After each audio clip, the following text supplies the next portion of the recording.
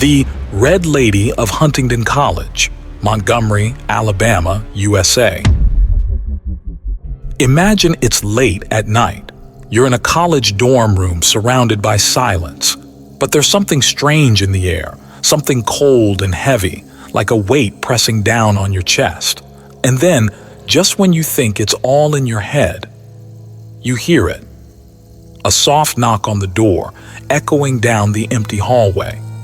They say that's how the Red Lady lets you know she's near. Huntingdon College, nestled in Montgomery, Alabama, is a place of rich history and tradition. But like many historic places, it's also rumored to have a dark side. Founded in the mid-19th century, this college is home to countless stories, and one in particular that chills the bones of every student who hears it. The tale of a woman cloaked in red, known only as the Red Lady. Our story begins in the 1800s. Huntingdon College was known for being a strict and proper institution where students came to study, not to socialize. But one student, whose name has been lost to time, was different. She was new, transferred to the college after her family's sudden move to Alabama. From the moment she arrived, she felt like an outsider. The young woman was said to have an affinity for the color red. She wore it constantly, a striking, bold choice for someone in a conservative, small-town college. But what started as a way to express herself quickly became a symbol of isolation. Students whispered about her behind her back, calling her strange, calling her cursed. As days turned to weeks, the young woman's loneliness deepened. She spent most of her time alone in her room, watching the rain from her window, her once vibrant red wardrobe now a haunting reminder of her isolation. She wrote letters home, begging her family to take her back, but they were unable or unwilling to help. Her classmates became colder, the whispers louder, and the isolation unbearable.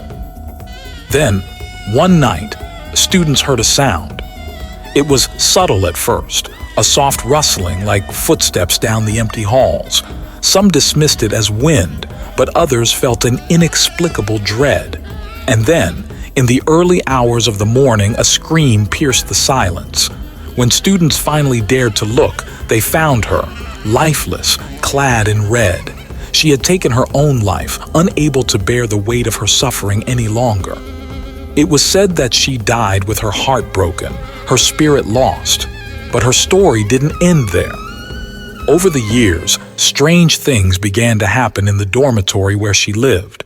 Students would hear soft footsteps at night, echoing down empty hallways. They would find their doors swinging open, even when they had been securely locked. But the most terrifying part of all were the encounters with the Red Lady herself. Some students have reported seeing her ghostly figure, a woman in a red gown, gliding silently through the halls.